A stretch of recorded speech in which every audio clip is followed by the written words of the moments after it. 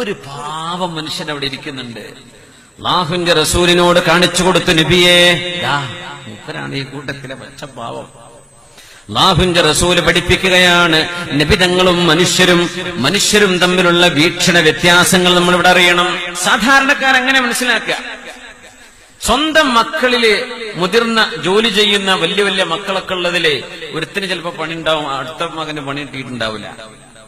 ഒരുത്തൻ മഹാ തട്ടിപ്പ് ചെയ്ത് ജീവിക്കുന്ന ആളായിരിക്കും. ഒരുത്തൻ ഹലാലു ഹറാമൊക്കെ നോക്കി പഠിച്ചോനെ ഇത് പറ്റൂലേ, നാലാളോടൊക്കെ ചോദിച്ചിട്ട് ഇത് പറ്റൂലട്ടോ, അങ്ങനെ എല്ലാം ഒഴിവാക്കി, ഒന്നും കയ്യിലില്ല. അങ്ങനത്തെ നല്ല മക്കളുണ്ടാവും. പക്ഷെ ഉമ്മാർക്കും വാപ്പാർക്കും ചില വ്യത്യാസങ്ങളുണ്ട്. ചില ഉമ്മയും വാപ്പയും ഈ പൈസ ഇല്ലാത്ത മകനെ മൈൻഡ് ചെയ്യൂല, ഓനൊന്നിനും പറ്റൂല, മറ്റോനാ സാമർത്ഥ്യം എന്നാ പറയാ. ഉമ്മ രണ്ടാൾക്കും പേരുണ്ടെങ്കിൽ ഞാൻ ഓന്റെ കൂടെ നിൽക്കരുതേ, ഉഷാറാണ്, ഉഷാറിന്റെ കഥ എന്താന്ന് ഓനും പഠിച്ചോനെ അറിയൂ. പക്ഷെ ഉമ്മാന്റെ കണക്കില് പൈസ ഉള്ള മക്കളോട് വല്ലാത്തൊരു സ്നേഹവും ഇല്ലാത്തോലൊരു സ്നേഹക്കുറവും ഇങ്ങനത്തെ ഉമ്മാരും വാപ്പാരൊക്കെ ഇല്ലേ?